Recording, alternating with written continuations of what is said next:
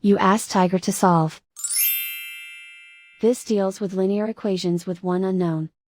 The final result is b equals 12. Let's solve it step by step. Group all constants on the right side of the equation. Add 5 to both sides. Simplify the arithmetic.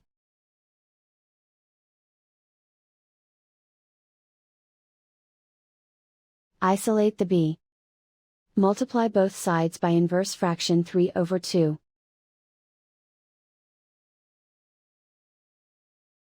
Group like terms. Multiply the coefficients. Simplify the fraction. Multiply the fractions. Simplify the arithmetic. And so the final result is b equals 12.